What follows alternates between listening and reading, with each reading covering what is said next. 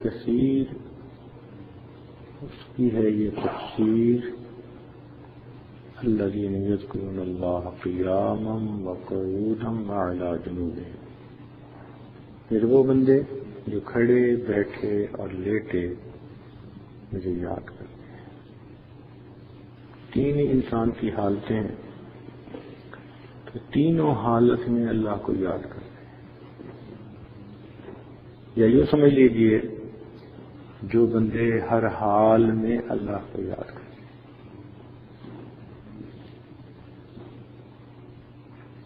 کچھ چیزوں کی تاثیر میں مقدار کو دخل ہوتا ہے۔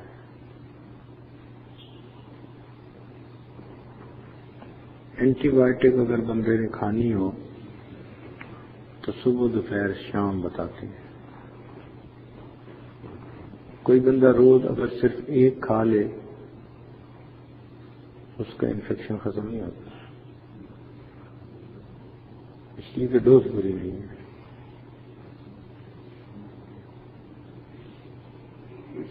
یا کوئی بندہ ایک دن صبح دوپہر شام کھا لے اور چھوڑ دے پھر بھی فائدہ نہیں ہوتا۔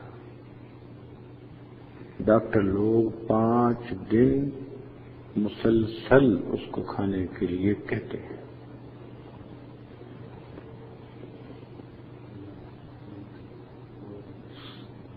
مقدار کو دخل ہے۔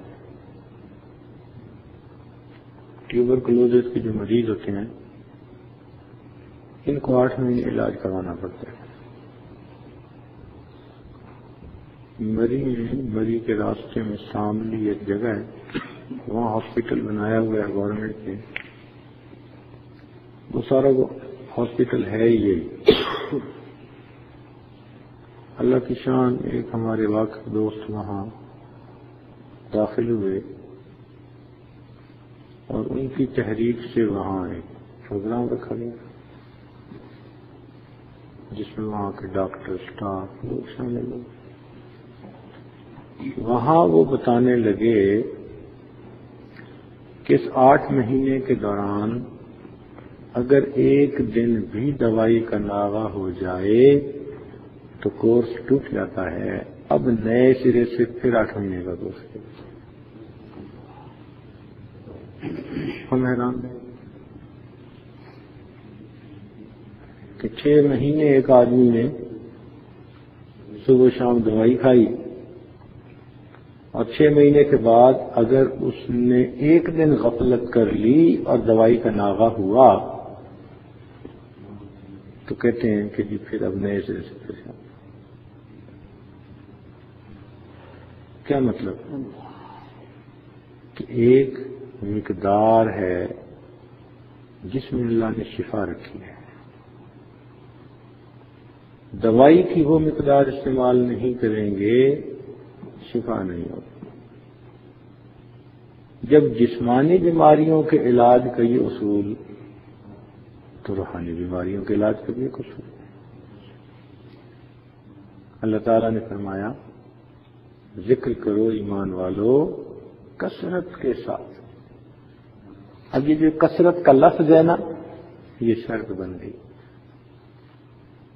چنانچہ ذکر کثیر سے انسان کو فائدہ ہوتا ہے، ذکر قلیل سے فائدہ نہیں ہوتا۔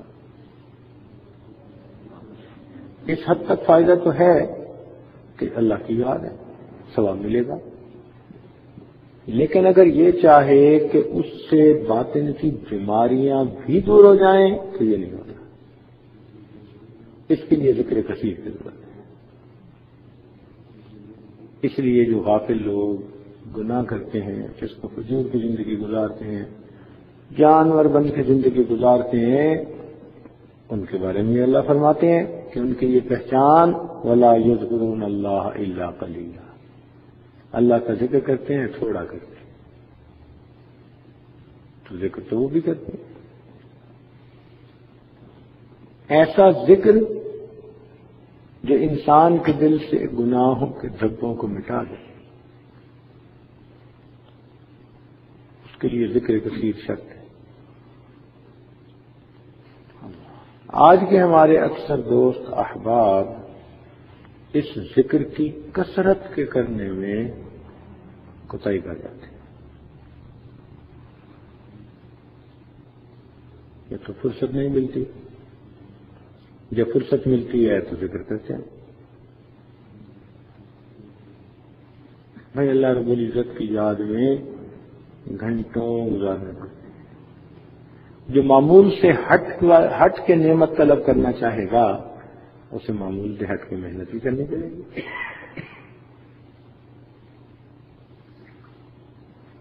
ایک تو بندہ یہ چاہے کہ مجھے وہ نعمت ملے جو خواص کو ملتی ہے، تو بھائی اگر خواص کو نعمت جو ملتی ہے وہ حاصل کرنا چاہتے ہیں تو محنت بھی خاص کرنی پڑے گی.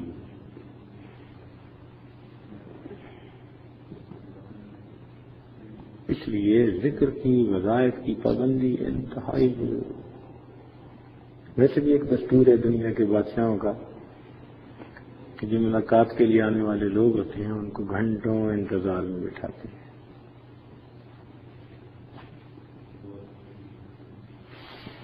مالک حقیقی کے ہاں بھی یہی دستور ہے.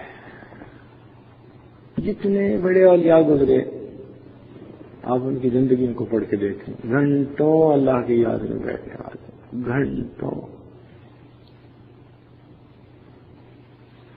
کوئی ایک بھی آپ کو ایسا نہیں ملے گا کہ جس کو اللہ تعالیٰ کی یاد میں بیٹھنے کی عادت نہ ہو. گھنٹوں بیٹھے. اس گھنٹوں اللہ کی یاد میں بیٹھنے میں بھی تاثیر ہے.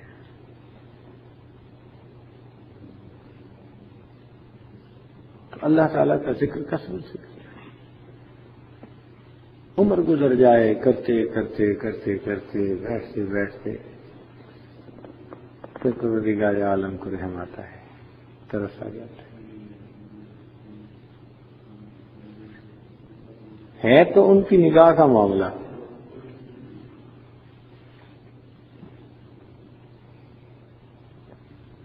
ہے تو ان کی نگاہ کا معاملہ. ایک نگاہ پڑ جائے لطف کی تو بندے کی بگڑی سانس بن جائے. ہے تو ان کی نگاہ ناز کا معاملہ، مگر نگاہ پڑتی ہے اس پر جو طلب زائد ہے. بچہ جاگ رہا ہو خاموش لیٹے پڑا ہو تو ماں بھی دودھ بھی پلاتی. کتنی محبت ہے، کتنی شفقت ہے. خود ہی نہیں دودھ بھر کے لے آئے گی،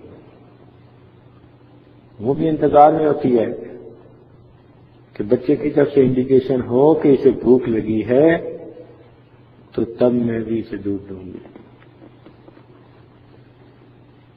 تو ماں کتنی شفیق ہے. وہ بھی بچے کے رونے سے ہلنے جلنے سے اندازہ لگاتی ہاں اسے دودھ دینا ہے. چپ پڑا ہو تو نہیں دیتے. ایسے اللہ تعالیٰ بھی بندے کی طلب پر اس کو عطا کرے. لیکن طلب پہ تو یہ نہیں ملتی.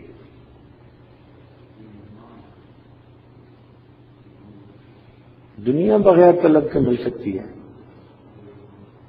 یہ ہدایت والی نعمت طلب کے بغیر نہیں مل سکتی.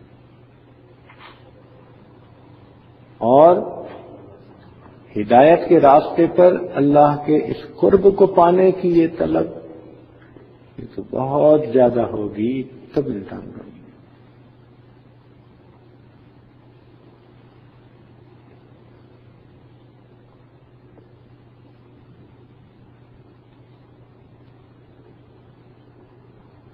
تو اگر اللہ رب العزت کے خاص بندوں میں داخل ہونا چاہے تو محنت کی خاص کرنی پڑے.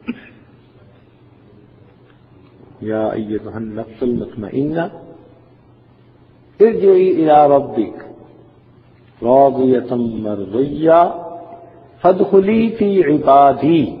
یہ پہلے کہا میرے بندوں میں داخل ہو جا وادخلی جنتی، میری جنتوں میں داخل.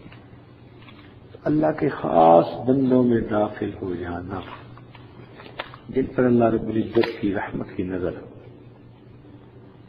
اس کے لیے پھر خاص محنت کرنے کی.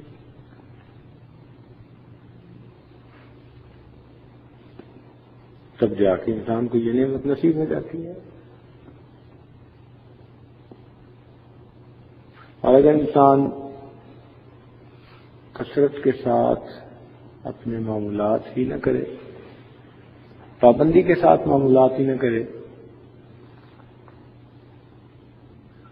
تو فقط دل میں ارادے کر لینے سے تو یہ چیز حاصل نہیں ہوتی۔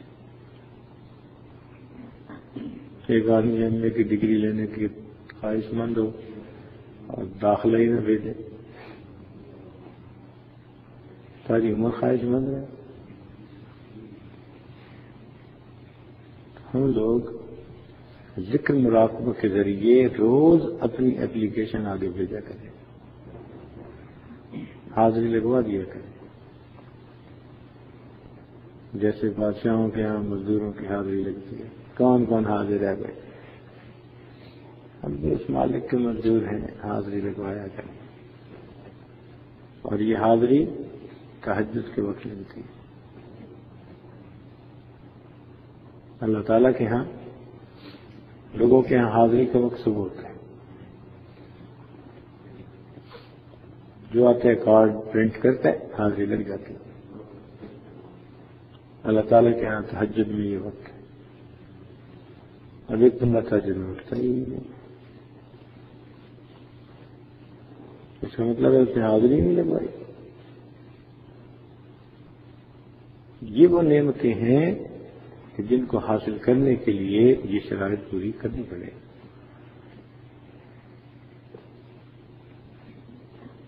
کیونکہ ہم پوری نہیں کرتے، اس لیے سالوں گزر جاتے ہیں، ترقی ہوتی ہے تھوڑی ہوتی ہے، جو خاطر خواہ نتیجہ نکلنا چاہیے وہ حاصل نہیں ہوتا، تو رنگ نہیں چڑھتا، وہ محبت کا جوش نہیں نصیب ہوتا۔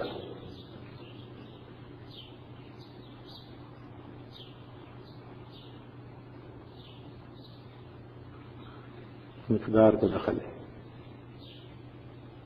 ایک تو لیٹے بیٹھے چلتے پھرتے اپنے دل کی طرف متوجہ رہیں، جس کو وقوف قلب بھی کہتے ہیں، اور کچھ یہ کہ جو معاملات ہوں ان معاملات کو پابندی کے ساتھ کریں۔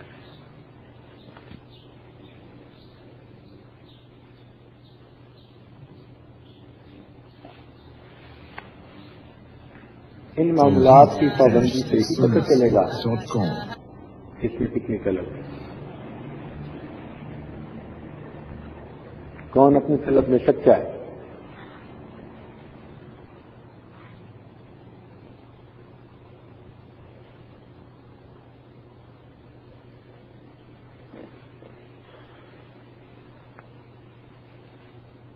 حضرت بابو جی عبداللہ رحمۃ اللہ علیہ فرمایا کرتے تھے، میں درود شریف پڑھا کرتا تھا، نبی علیہ الصلوۃ والسلام تھا، اور اس زمانے میں میری ماں مجھے دودھ کا ایک پیالہ دیا کرتی تھی، پڑا رہتا تھا دودھ کا پیالہ اور میں بیٹھ کے درود شریف پڑھتا رہتا، پڑا رہتا تھا دودھ کا پیالہ اور میں درود شریف پڑھتا رہتا تھا۔ تو اس استقامت کا نتیجہ کیا ملا؟ اللہ تعالیٰ نے ان کو مستجاب الدعوات لوگوں میں شامل کیا، ہاتھ اٹھاتے تھے اللہ کے ہاں دعا قبول ہوتی۔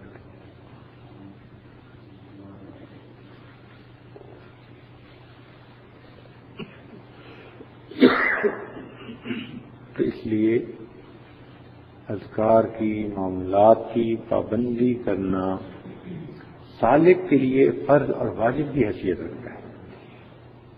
ایک ہے نا شریعت کے فرض واجب، ایک ہے طریقت میں فرض واجب۔ تو ان اوراد و وظائف کی پابندی کرنا طریقت کے فرائض و واجبات کی مانند پابندی کرنی پڑے گی۔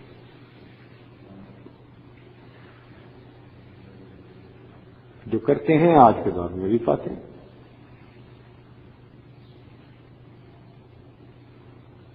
ہمارے ایک دوست ہیں، ان سے میں تعلق ہے، نوجوان ہیں، خوب محبت والے، تقوی والی زندگی گزارنے والے ہیں، حدیث پاک کے ساتھ ان کو بہت ہی زیادہ شوق ہے۔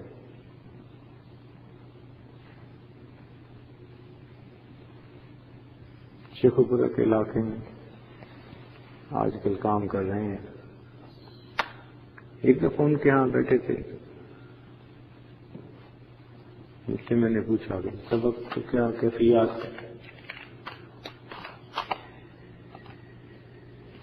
خیر عجیب کیفیات بتائی انہوں نے، لیکن ایک بات عجیب کہی کہ حضرت حدیث پاک کے اس علم کے نور کی وجہ سے، شوق کی وجہ سے اللہ تعالیٰ نے کیفیت یہ بنا دی ہے، میری زندگی کا کوئی ہفتہ بھی نبی الاسلام کی زیارت کے بغیر نہیں گزرتا. کوئی ایک ہفتہ بھی نہیں ان کی زیارت کی، کثرت کے ساتھ زیارت ہوتی ہے. ایسا قریبی تعلق ہو گیا ہے. اب یہ دیکھو یہ نعمت کیسے ملی؟ شوق کی وجہ سے. ہر عالم کی تو کیفیت یہ نہیں ہوتی. جس کے اندر طلب ہوئی، جس نے محنت کی، اس کی یہ کیفیت ہوگی. تو خاص نعمتوں کے حصول کے لیے خاص پیمنٹ کرنی پڑتی ہے. یہ جو وقت لگانا ہے یہ حقیقت میں پیمنٹ کرنی ہے.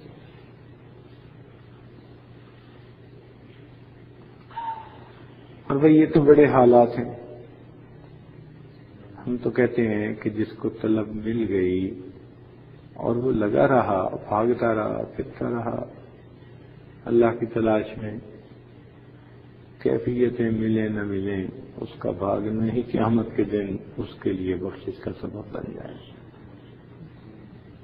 کوئی تھوڑی بات ہے.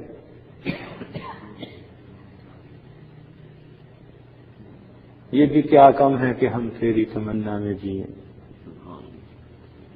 یہ بھی کیا کم ہے کہ ہم تیری تمنا میں جئیں. لطف منزل نہ سہی، خواہش منظری سہی. تو جن خوش قسمت لوگوں کو منزل مل گئی وہ تو بڑے ہی خوش نصیب ہیں. اور جو اس راستے پہ چلتے رہے گو منزل پہ نہ پہنچ پائے وہ بھی خوش نصیب ہیں. چلتے تو رہے ہیں،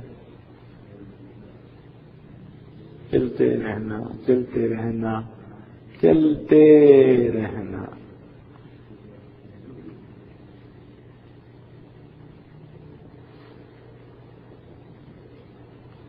بس یہ راستہ ہے، اس راستے پہ چلنا ہمارا کام ہے.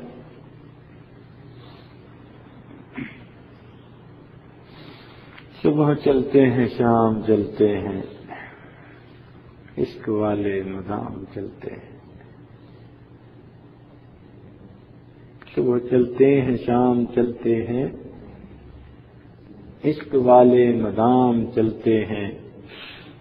ساتھ چلتی ہے ان کے یوں دنیا جیسے پیچھے غلام چلتے ہیں.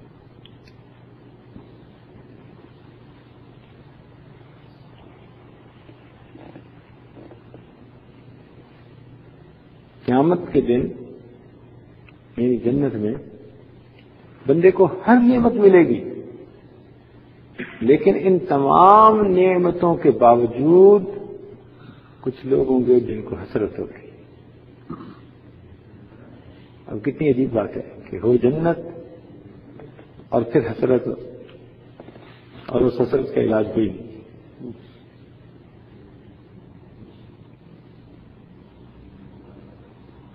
جنت میں پہنچ کے جہاں ہر تمنا پوری ہوتی ہے، وَلَكُمْ فِيهَا مَا تَشْتَهِي أَنفُسُكُمْ وَلَكُمْ فِيهَا مَا تَدَّعُونَ. اس جگہ پر پہنچ کر دل میں حسرت ہوگی. لا يتحسر اہل الجنہ الا على ساعة مرت بهم لم يذكر اللہ تعالی. حدیث پاک میں آتا ہے کہ جنت میں جنتی لوگوں کو حسرت ہوگی اپنی زندگی کے گزرے ہوئے ان اوقات پر جو دنیا میں اللہ کی یاد کے بغیر گزار دی. حسرت کیا کرے کاش کہ ہم نے یہ وقت غفلت میں نہ گزارا. اب بتائیے کہ دنیا میں غفلت سے گزرے ہوئے وقت پر جنت میں جا کر بھی حسرت ہوگی. اس لیے اس غفلت سے بچنا اور اللہ کی یاد میں رہنا۔ مزے کی بات تو یہ ہے کہ فرمایا انا جلیس مع من ذکر، جو میرا ذکر کرتا ہے میں اس کا ہم جلیس ہوتا ہے۔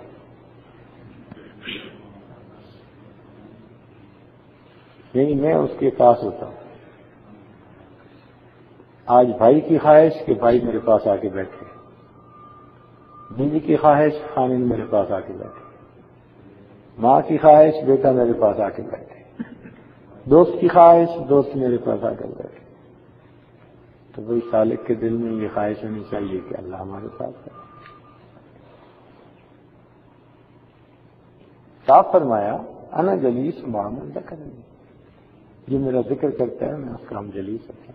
توحید-سنت.com آداب شاہانہ کا تقاضا یہ تھا کہ یوں ہو جاتا من ذکرنی فہو جلیس، جس نے میرا ذکر کیا وہ میرا ہم جلیس ہے۔ نہیں، یوں نہیں کہا کہ جس نے میرا ذکر کیا وہ میرا ہم جلیس ہے، نہیں، فرمایا انا جلیس مع من ذکرنی، جو میرا ذکر کرتا ہے میں اس کا ہم جلیس۔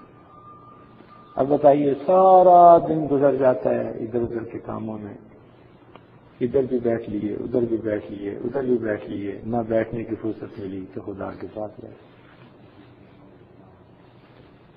تو اس لیے معاملات پورے کرنے کو یوں سمجھیں کہ یہ میں نے اللہ کے ساتھ وقت گزارا، اللہ کے پاس وقت گزارا۔ جب اس انداز سے سوچیں گے نا کہ نیندیں ختم ہو جائیں گی، معاملات پورے کیے بغیر نیند نہیں آ سکتی۔ کیسے ہو سکتا ہے کہ میں اللہ کے پاس اپنا وقت نہیں گزاروں؟ اور واقعی یہ ذکر کی لذت تو ہے ایسی کہ ہمارے اکابرین حصی طور پر ذکر کی حلاوت محسوس کرتے، حصی طور پر۔ بعض اکابر ایسے تھے اللہ کا لفظ کہتے تھے ان کو اپنے منہ میں مٹھاس محسوس ہوتی، حصی طور پر۔ اللہ ذکر کی لذت نصیب ہو گئی۔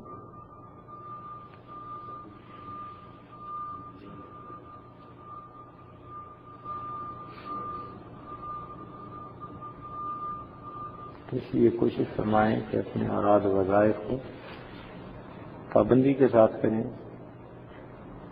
اللہ رب العزت سے مانگتے رہیں ہم نے اس کام کو کرنا ہے حتیٰ کہ ہماری روح ہمارے جسم سے پرواز کرے، اس وقت تک کرنا ہے۔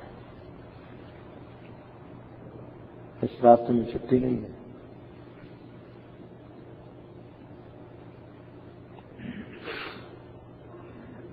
مکتب عشق کے انداز نرالے دیکھے، مکتب عشق کے انداز نرالے دیکھے، اس کو چھٹی نہ ملی جس نے سبق یاد کیا۔ جو سبق یاد کرے گا اس کو چھٹی نہیں ملی۔ بہت بڑا لگے رہو۔ اور بھائی ہم چونکہ ذکر کی لذت سے واقف نہیں، اس لیے یہ بوجھ مشکل ہے۔ لذت سے واقف ہوتے تو خود کھینچے چلے آتے۔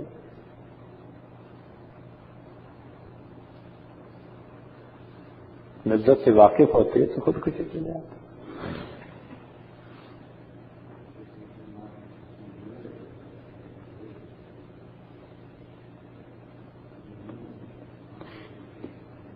یہ ایسا ہی ہے کہ جیسے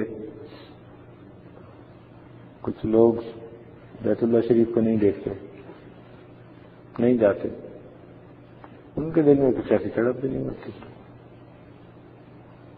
جو دیکھ کے آتے ہیں، اگر ان کو کوئی جائز دے کہ یار چلو میرے ساتھ، میں انتظام کر دیتا ہوں سفر کا، یعنی یہ رکاوٹ ختم ہو جائے، اسی وقت تیار، چلو بھی چلتے ہیں۔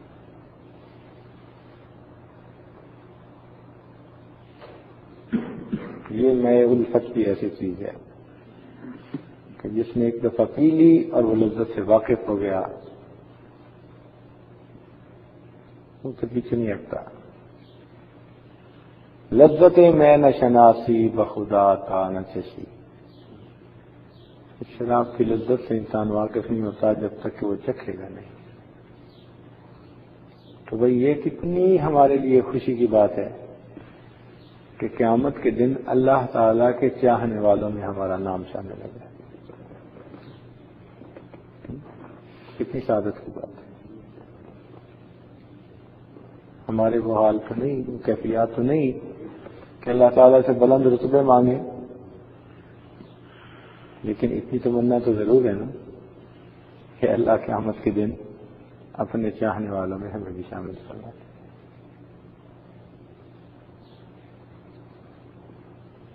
بس یہ دل کے اندر تڑپ ہو اور انسان لگا ہوا.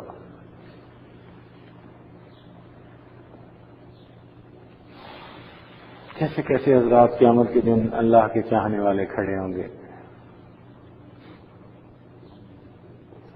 زندگیاں نیکی تقویٰ کی گزاری ہوں گی. اللہ تعالیٰ کی یاد میں پوری زندگی لگائی ہوگی. اس امت میں بڑے ہمت والے لوگ گزرے ہیں، بڑی بڑی ہمت والے، استقامت والے. لیکن ایک بات سن لیں کہ اگر ایک بینک میں کسی بندے کا اکاؤنٹ ہے اور اس میں صرف $1000 ہے، مثال دے رہا ہوں، اب اس بینک کے لوگ جب اپنے کسٹمر کی فہرست بنائیں گے تو جہاں بلینر اور ملینر کے نام آئیں گے وہاں اس بندے کا نام بھی آ جائے. اکاؤنٹ تو کھلا ہوا ہے. یہ بیعت کے ذریعے انسان اللہ کے ہاں اکاؤنٹ کھولتا ہے. جس نے بھی بیعت کر لی اس نے اکاؤنٹ کھول دیا، اکاؤنٹ کھل گیا. اب اس میں ذکر اذکار کے ذریعے، اتباع سنت کے ذریعے وہ اپنی نیکیوں کو بڑھا رہا ہے.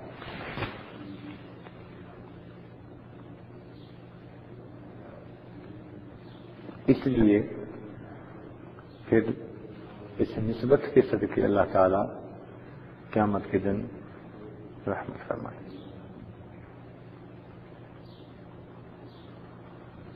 بھئی اگر اصحاب کہف کا کتا ان کے پیچھے چلا، اس کے ساتھ جنت کا وعدہ ہو گیا، انسان بہرحال انسان وہ بھی اگر اللہ والوں کے راستے پہ چلے گا اللہ تعالیٰ کی اس پر بھی رحمت کی نظر ہو جائے. ہے تو رحمت کی نظر کا مسئلہ نہیں.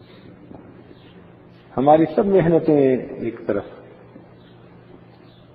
ہماری محنتوں سے کچھ نہیں بننا اللہ کی رحمت سے ہے. ہاں اتنا ہوتا ہے کہ یہ محنتیں اللہ تعالیٰ کی رحمت کو متوجہ کر دیتی ہیں.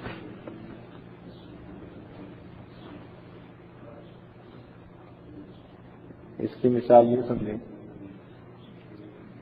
کہ ایک بچہ ہے نا، چلنا سیکھ رہا ہے تو کئی مرتبہ باپ اسے کھڑا کر کے نہ کہتے بیٹا میرے پاس آؤ.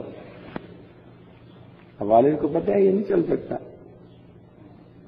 یہ گر جائے گا، لیکن وہ یہ بھی چاہتا ہے کہ میں دیکھتا ہوں آتا ہے میری طرف یہ نہیں. والد ہوشیار بیٹھا ہوتا ہے، وہ بچے کو گرنے نہیں دیتا، بلاتا ہے تو بس اتنا دیکھنا چاہتا ہے کہ قدم اٹھاتا ہے یا نہیں. اور بچے نے قدم اٹھا لیا، ذرا ڈگمگایا، باپ نے اٹھا کے سینے سے دیا. پروردگار کے ہاں بھی یہی معاملہ ہے، بلائے اپنی طرف. واللہ یدعو الی دار السلام، اللہ تعالیٰ تمہیں بلاتا ہے سلامتی والے گھر کی طرف. اب سلامتی والے گھر میں کیا ہونا ہے؟ محب کی محبوب سے ملاقات ہونی ہے.